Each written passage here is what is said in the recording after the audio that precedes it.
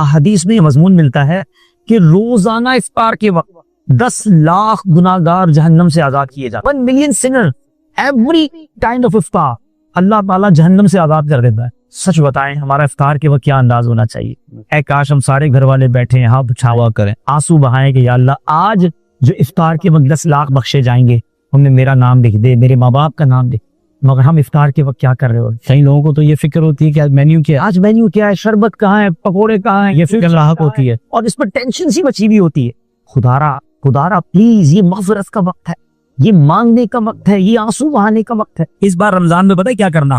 جب آپ کے گھر میں افطاری تیار ہو جائے تو اپنی افطاری سے پہلے نکالنا وہی اچھی چیزیں اور کسی ایک گھر میں بھیج دیں, ایک غریب کو کھلا دے, اپنے کسی ملازم کو بچا ہوا نہ کھلایا کرو یار, اب بہترین کھلاؤ. جملہ یاد رکھو, اچھا دو گے تو اچھا ملے گا, پورا دو گے تو پورا ملے گا, ٹوٹا دو گے تو اب آپ کی مرضی کون سا چاہیے. اللہ کی بارگاہ میں دل دیکھا جاتا ہے کہ جب میری باری آتی ہے تو یہ کیوں گھٹیا مال دیتا ہے. ہمارے پیسے اللہ کو تھوڑی جاتے ہیں, مگر رب کی بارگاہ میں نیت دیکھی جاتی ہے. انجوائے کیا کرو, خرچ کرو اور شکر ادا کرو, یا اللہ تیری مہربانی. جب بھی دین کی راہ میں خرچ کرو نا, اچھا پھر گن کر بھی بڑا خرچ کرتے لوگ.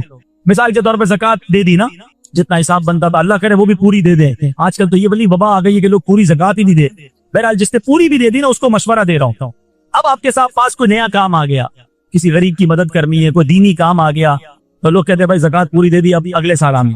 ایک حدیث سن لو جس کا مضمون ہے گن کر خرچ نہ کرو ورنہ وہ رب کریم بھی تمہیں گن کر عطا فرمائے. جب اللہ دیے جا رہا ہے تم کیوں روک رہے ہو؟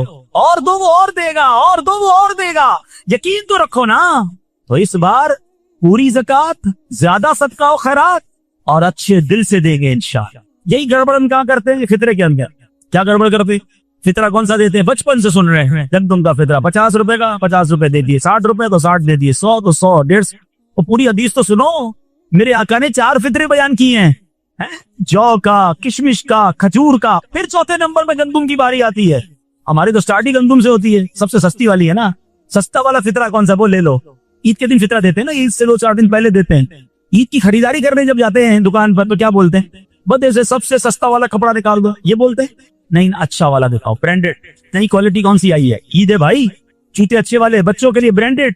یعنی اپنے لیے خریدنا ہے تو اچھا ٹاپ لیول, اللہ کی راہ میں دینا تو سستے والا فطرہ. اپنے دل سے پوچھو یار, جب ٹھیک کر رہے سارا رمضان جو اجوا کھجور سے افطاری کر سکتا ہے وہ کھجور کا فطرہ کیوں نہیں دے سکتا؟ بہترین افطاری رب نے تمہیں پورا مہینہ کرائی, تمہیں روڈ میں بیٹھ کر افطار نہیں کرنی پڑی. ارے اللہ کی بارگاہ میں دینے کی باری آئی. سب تیسری کیٹیگری کا فطرہ, میں نہیں کہتا فطرہ ادا نہیں ہوگا, کوئی اس کو مسکنسپشن نہ بنائے. غریب آدمی ٹھیک ہے وہ فطرہ دے دے, اس کا ہو جائے گا, مگر جس کو رب نے کروڑوں سے اچھا بنایا وہ اسی کام کرتا ہے بھائی.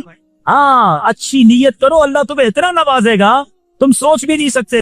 حضرت سیدنا انس رضی اللہ تعالیٰ عنہ روایت کرتے کہ رسول اکرم نور مجسم شاہ آدم و بنی آدم صلی اللہ تعالیٰ علیہ وسلم نے ارشاد فرمایا, اللہ تعالیٰ فرماتا ہے اے ابن آدم, تو نے جب بھی مجھے پکارا اور مجھ سے رجوع کیا میں نے تیرے گناہوں کی بخشش کر دی اور مجھے اس کی پرواہ نہیں.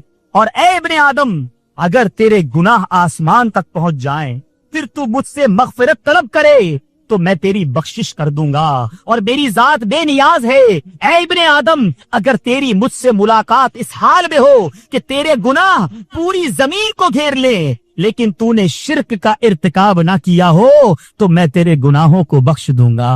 میرے رب کی رحمت تو دیکھی, اس کریم اور اس رحیم کے در سے رحمتوں کا برسنا تو دیکھی. مجھے کوئی پرواہ نہیں اگر تو میرے پاس, میرا رب فرماتا ہے ابن آدم, اگر مجھ سے تیری ملاقات اس حالت میں ہو کہ تیرے گناہوں نے ساری زمین کو بھر دیا ہو لیکن تو نے شرک کا ارتکاب نہ کیا ہو تو میں تیرے گناہوں کو بخش دوں گا. حضرت سیدنا انس رضی اللہ تعالیٰ عنہ سے روایت ہے, آج اگر کوئی شخص جرم کرتا ہے اس کو عدالت میں پیش کر دیا جاتا ہے. اگر اس پر کوئی کیس ہو جائے, اگر کوئی دنیاوی کرائم کر لے, پہلے تھانے میں رپٹ لکھوائی جاتی, اس کے بعد وہ کیس عدالت میں جاتا ہے اور عدالت میں جانے کے بعد اگر وہ شخص کسی طرح ضمانت دے کر یا اپنی سزا بھگت کر یا سامنے مقدمہ کرنے والا معاف کر دے, کمپرومائز ہو جائے تو اس کو چھوڑ دیا جاتا ہے, بری کر دیا جاتا ہے. مگر آپ یہ بات جانتے ہیں کہ اس کا کرمنل رپورٹ بیک گراؤنڈ ہے, وہ قائم رہتا ہے. کسی کو اگر آج سے 5 سال پہلے بھی سزا ہوئی ہو تو کورٹ میں اس شخص کا وہ کرائم رپورٹ باقی رہتی ہے, تھانے میں اس کا نام ضرور رہتا ہے. اس کا کریکٹر کلیئر نہیں ہوتا، میرے رب کا دربار بڑا نرالا ہے، اس رحمان کے در کے اصول بہت نرالے ہیں۔ اللہ اکبر۔ حضرت سیدنا انس رضی اللہ تعالیٰ عنہ سے روایت ہے کہ رسول اکرم نبی مکرم شہنشاہ دو عالم صلی اللہ تعالیٰ علیہ وسلم نے ارشاد فرمایا کہ جب بندہ اپنے گناہوں سے توبہ کرتا ہے تو اللہ عز و جل لکھنے والے فرشتوں کو اس کے گناہ بھلا دیتا ہے، اور اس طرح اس کے اعضاء یعنی ہاتھ پاؤں کو بھی بھلا دیتا ہے، اور اس زمین پر اس کے نشانات بھی مٹا ڈالتا ہے، یہاں تک کہ قیامت کے دن جب وہ اپنے اللہ سے ملے گا تو اللہ عز و جل کی طرف سے اس کے گناہ پر کوئی گواہ نہ ہوگا۔ غور کیجئے میرا رب کتنا کریم ہے۔ ارے بندہ ہی ہے جو اس کے دربار میں سر نہیں جھکا، بندہ ہی ہے جو اس کی بارگاہ میں آنسو نہیں بہاتا۔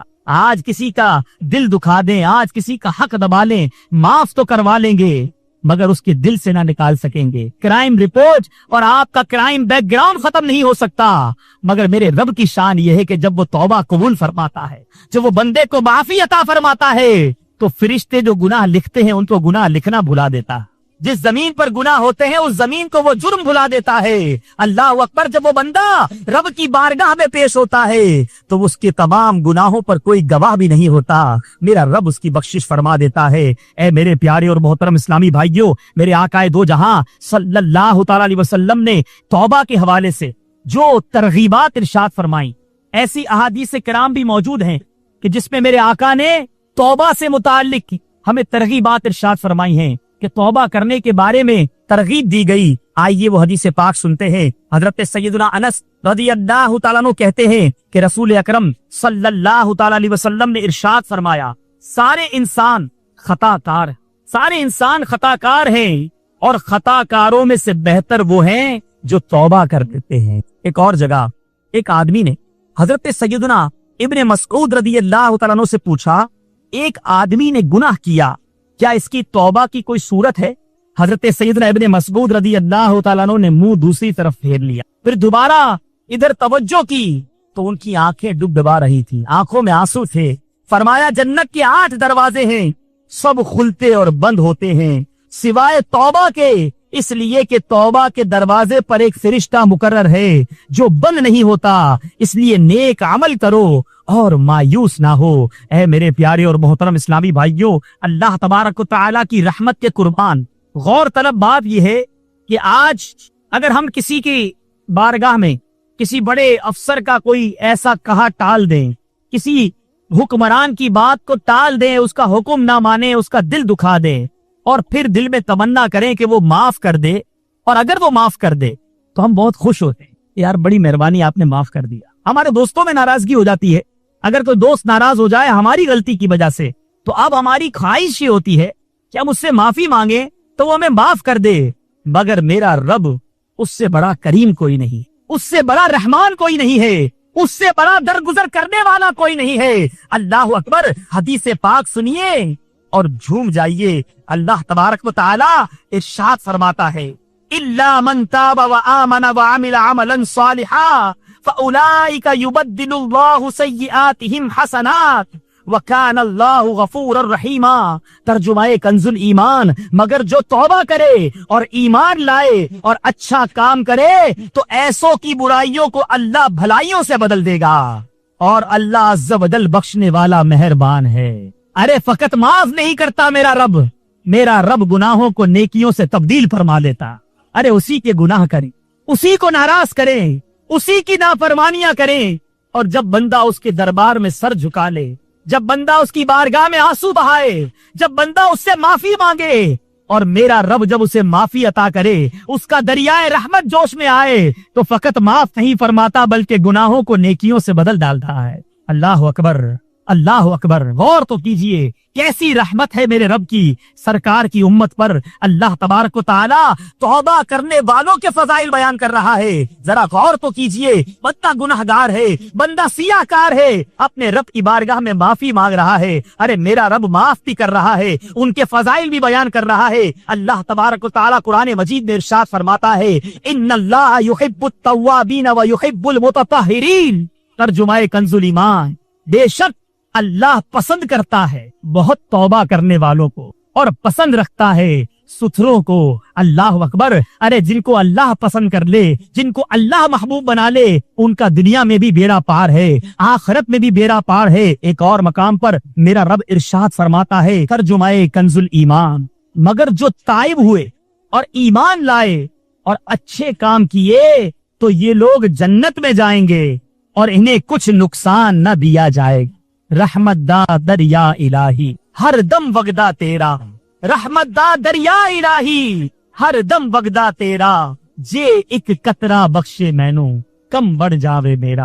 अदल करे ते थर थर कम मन ऊंचिया शाना वाले, अदल करे ते थर थर कम मन ऊंचिया शाना वाले। ए मौला फजल करे ते बख्शे जासन मैं वर्गे मुंह काले।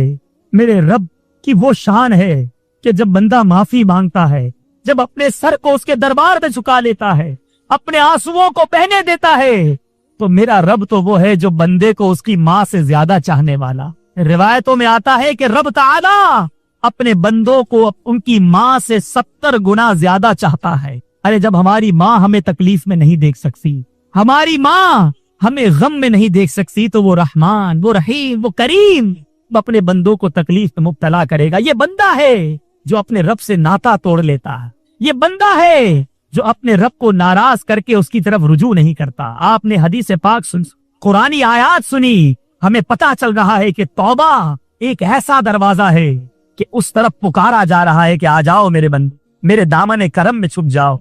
अब हमें चाहिए कि अपने रब की तरफ रुजू लाएं।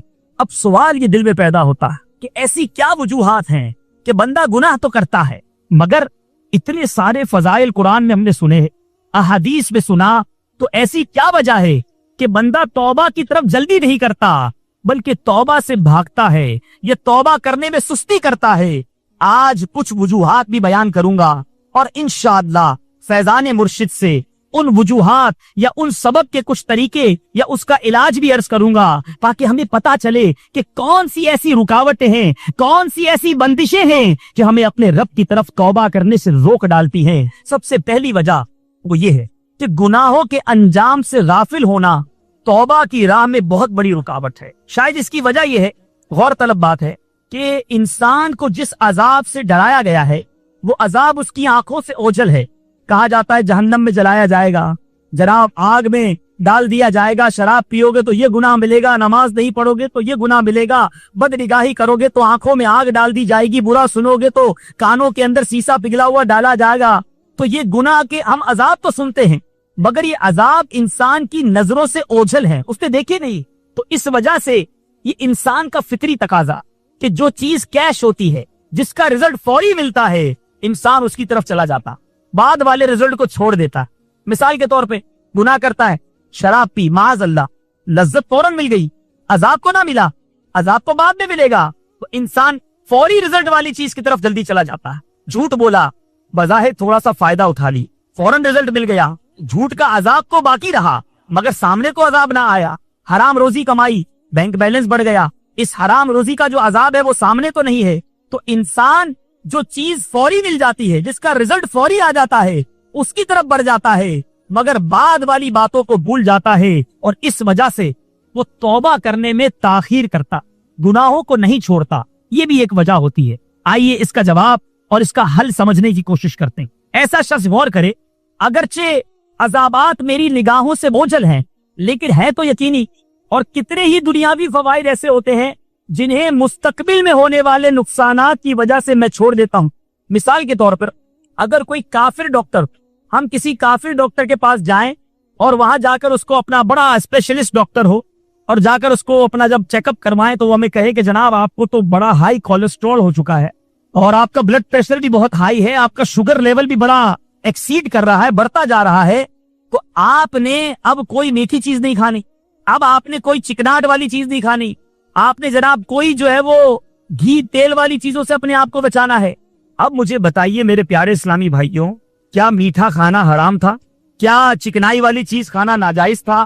क्या इस तरह के मुरगन ग़िज़ाएं खाना गलत था? सब जायज चीजें थी, हलाल चीजें हैं, मगर हमें यह भी नहीं पता कि इसका जो सिम्टम्स वो बता रहा है कि इसको खाने से अल्लाह ना करे हार्ट अटैक हो जाएगा, शुगर हाई हो जाएगी या गुर्दे फेल हो जाएंगे, ये चीजें तो बाद में होनी है। مگر آج دنیا میں آنے والے نقصان کے پیش نظر ہم ایک کافر ڈاکٹر کی